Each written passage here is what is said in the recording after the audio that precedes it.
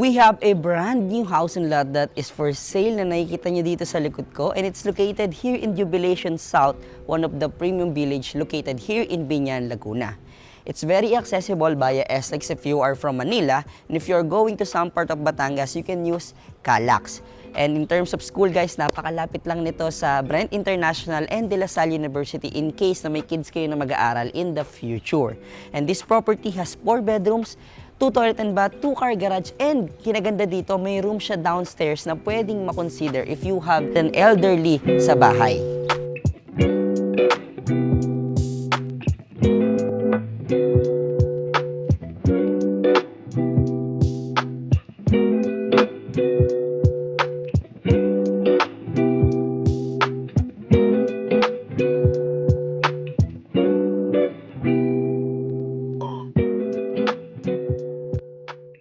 So now, let's start the house tour. Alam ko excited na kayo, no? Again, this property is located in Jubilation South, located here in Biñan, Laguna. One of the premium village dito na makukonsider nyo.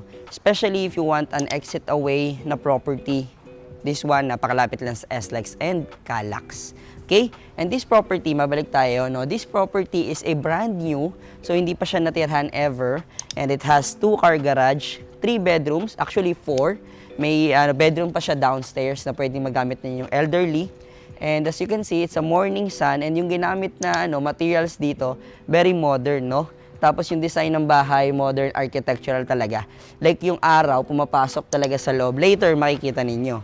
Okay? So this property has a lot area of 153 square meter, and for the floor area, it has a 170 square meter. So imagine, ito yung pwede nyong makonsider na house if you're looking here in the area. Okay? So dito, sa facade, may kita mo, meron ka pa ditong allotted na space na pwedeng maging garden or front garden mo. Pwede ka mag-design if you are a plantitos, plantita. So may space ka pa dito. Inalat talaga yan ni seller, no? And may dire-diretso yan dito sa gilid ng property na pwede nyo siyang ma-designan pa. And napansin ko lang, yung mga houses dito sa area, may mga fence or gates. So I think pwede ka din maglagay dito ng fences or gate if you really preferred, no? So kung gusto mo dagdag privacy din 'yon, pwede kang mag-add. Or pwede rin naman hindi kasi very secured naman itong village. Okay? So again, it has a 2-car garage. Covered naman 'yan, guys. So secured 'yan if you have a sports car or pickup or office car, dito secured naman siya. Kasi covered yung sasakyan. So pasok naman tayo sa loob. So sabi ko nga kanina, this is a brand new house and lot. So yung makikita nyo dito sa loob, halos may bakas pa talaga ng mga alikabok kasi bagong-bago pa talaga, no? And pagpasok nyo, masasalubong sa inyo itong ating wooden door na naka-smart lock na rin. And dagdag privacy na rin to, guys, if you prefer that kind of house na naka-smart lock. Ito na yon, no? So pagpasok mo, bubungad sa inyo itong ating living area, which is a high ceiling. Dito sa area, dito sa Jubilation South, I think hindi ganito halos lahat ng bahay dito. Unlike sa Sulen, doon, kung nakikita nyo sa ating YouTube video, puro high ceiling. Dito, walang high ceiling masyado sa Jubilation South. Then, itong property na pinapakita ko sa inyo, since modern siya, newly built, so yung design niya, mas updated. So, ito, high ceiling na siya, guys. So, kung naghahanap yung ganitong property, high ceiling, if you really love gatherings, ma-e-enjoy nyo to. So, pagpasok nyo, since high ceiling siya, yung bahay, hindi rin naman ganun kalaki no guys. Hindi na siya sobrang laki, hindi rin siya sobrang liit. Pero dahil high ceiling siya, nakakabigay ng vibe na pagpasok mo parang ang lawak. So ito yon guys. So nakulangan lang ako dito sa part na to. Pwede pang lagyan to ng accent. Pwedeng gawin nyo pang accent wall to. Pwede kayo maglagay ng painting na malaki. O di kaya dagdagan nyo yung chandelier, pero maganda na yung chandelier. Ang point ko, maganda dito magkaroon pa ng konting design.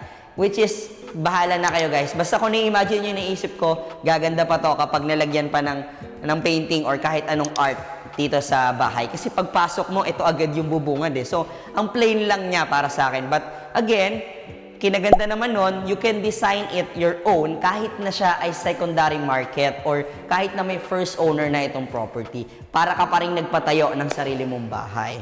So, ito yung ating living area. Since this is a morning sun, kita niyo yung araw, directly pumapasok siya dito. So, directly pumapasok siya dito if you have a L-shaped sofa dito or sofa bed.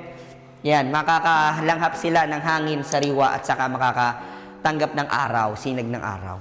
So, dito yung living area natin, guys. And not common, guys, na makikita nyo sa YouTube ko, no? Laging open layout yung mga bahay. So, dito, hindi. Nakabukod yung ating living area, which is pakita ko sa inyo. So, ito yung ating stairs, papunta sa second floor.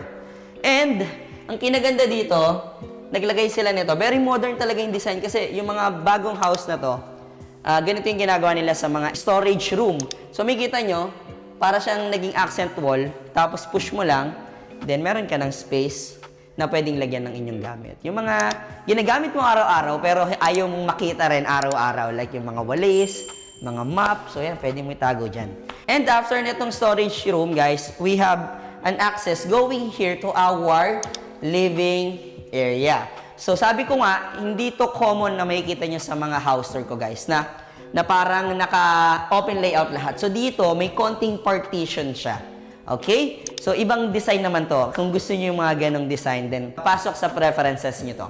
So, ito, may onting magandang ilaw siya dito na magsisilbing ilaw din sa inyong dining. And I think kasya dito, I think 6-seater or 8-seater na table. And then, it has an access going here sa ating lanay area din, which is later papakita ko, no? Dito muna tayo sa kitchen.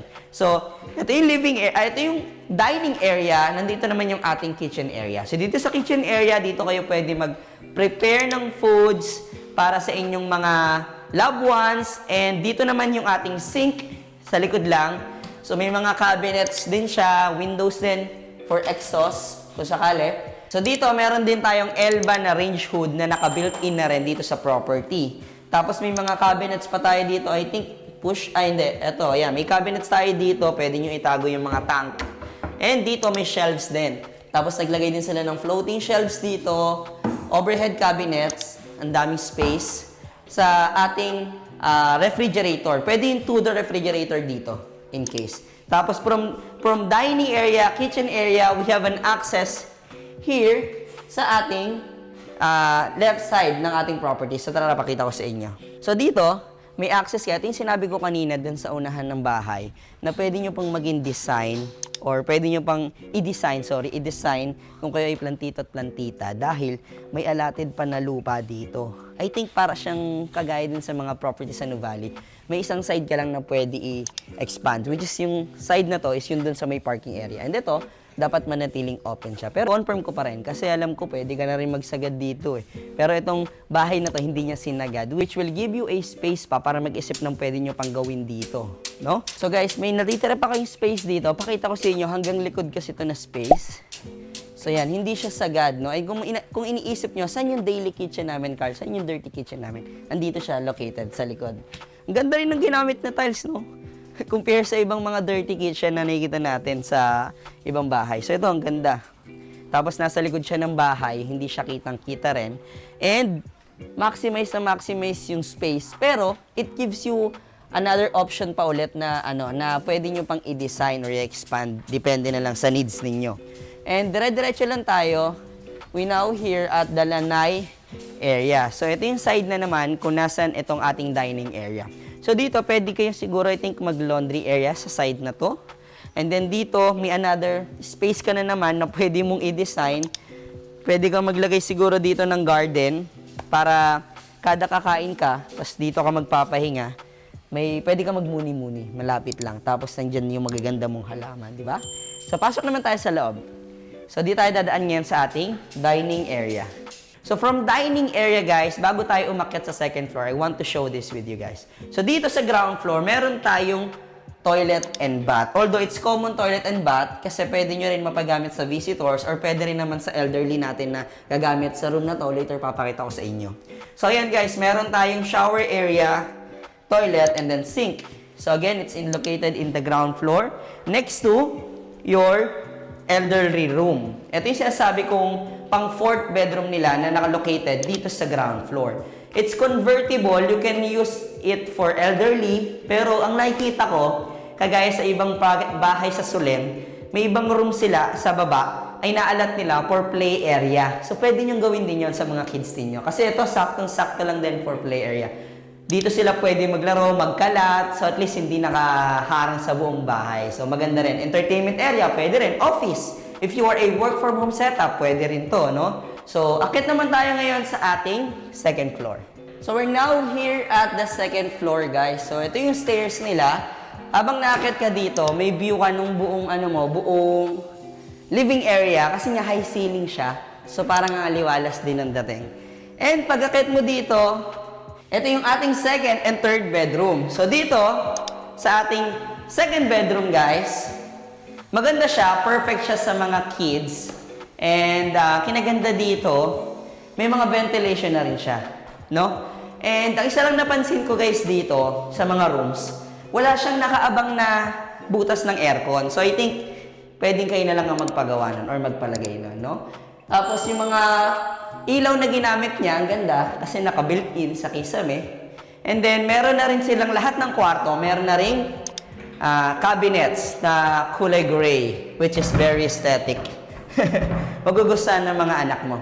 And then, meron ka ditong allotted na space. Pwede sa study area or pang lagyan ng computer mo or kundi kaya nag-work na yung anak mo, pwede siya mag-setup dito. Then may mga floating shelves din naman. And ang ganda lang din ng naisip nila, dito mismo sa area kung saan ka mag-work or sa creative area mo, yun ang tinatawag ko sa bahay, sa studio, saan ako nag-edit. Gustong-gusto ko yung ganito, yung may bintana, yung may natatanaw, kasi nakakadagdag siya ng creativity sa utak ng isang tao. Ay, para sa akin lang naman. So, natuwa ako personally, natuwa ako na dito nakalagay itong study area or work area mo. Tapos may, katabi ka na bintana. Perfect. Okay? Let's go to the third bedroom, guys. Sa third bedroom, as you can see, it's, mirrored lang naman halos. Mas malaki lang yun ng konti. Tapos, mirrored siya, lahat ng cabinets na ginamit, yung windows, same, and then yung shelves nandito study area, almost same.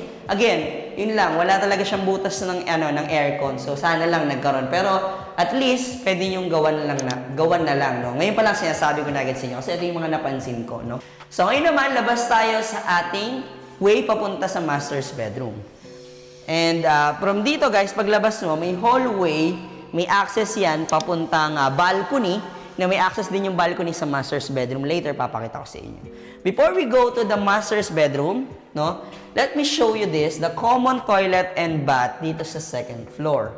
So dito, para sa mga kids mo na dalawa, meron silang common toilet and bath. Ayan, may sink. Kompleto naman, halos lahat ng ginawa or ginamit dun sa ground floor na toilet and bath. Almost same lang yung mga materials, no? And kung mapapansin nyo, kompleto na rin. Ito lang yung kids ninyo, ito lang yung toilet nila. And ito naman yung pinaka iniintay nyo, which is ito yung ating master's bedroom. Okay? So dito sa master's bedroom, pagpasok mo, since ito yung master bedroom, we have an ensuite toilet and bath located here. And kompleto siya. Kinaganda din dito, napansin ko lang, iba yung vibe niya. Mas iba yung materials na ginamit, mas premium. Okay? Tapos, alam ko, naka-high technology na rin na na toilet. So, confirm ko na lang.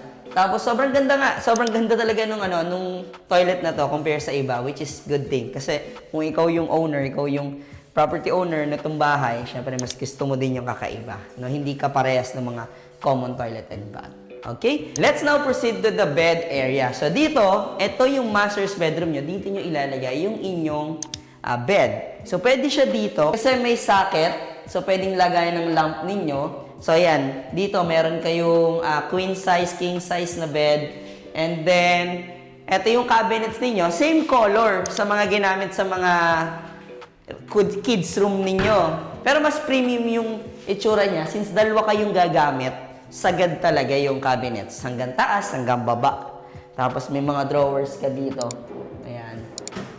Tapos naka-soft close na rin siya. May space pang allotted, meron ding socket. I think pwede itong maging area para kay Mrs. na mahilig mag-ayos bago umalis. So dito pwede nyo siyang ilagay. And then may socket nga siya, so yung mga blower, yung mga everything na kailangan niya, pwede niya isaksak dito, guys. And then may space pa dito, pwede ka maglagay ng art. Okay? Depende sa inyo. And dito naman yung access natin papunta sa ating balcony. So guys, this is the balcony. So, ang laki ng size na to sa balcony na to para sa akin. Kasi halos hindi rin naman totally malaki din sa master's bedroom. Pero yung sa balcony niya, sobrang nag-give space talaga. So if you are that kind of person who loves to stay in balcony after nyo matulog or pagising ninyo o kaya bago matulog, dito, pwede kayo mag-stay. May enjoy nyo siya. Ito yung sinasabi ko sa inyo na may access dito from the hallway sa second floor kanina. Ayan, andito yon guys. Okay, so tara, punta tayo dito. So dito naman, ang papansin ninyo, ito yung railings sa second floor. So, di ba high ceiling siya? So, may enjoy mo yung mga kaganapan sa baba. Kung ikaw yung property owner, di ba? Nandiyan na sila tuwing Christmas, tuwing New Year. Ayan, pwede mo makita yung kaganapan dito. Ma-enjoy mo yung pagka-high ceiling ng property. So, that's it guys. Baba naman tayo ngayon and i-share ko sa inyo yung some details of this property.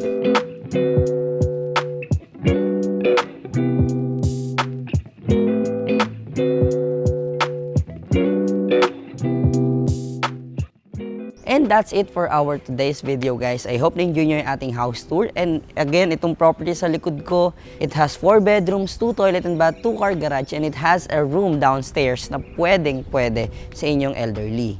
And if you are someone who has a kids na mag-aaral in the future sa De La Salle or sa Brett International, we are just few minutes away from there, no? And this property is located in Jubilation South, a premium village located here in Binyan. It has a lot area of 153 square meter for the lot area, and for the floor area, it has a 170 square meter. And we are selling this one available in the market for 12.9 million pesos. So if you're interested, you can call us on the numbers flash on the screen. It is 639-6960-20739. Again, it is 639-6960-20739. It has a Viber, WhatsApp, and iMessage para sa ating mga kababayan abroad. And that's all for today's video. Thank you guys for watching and see you on my next one.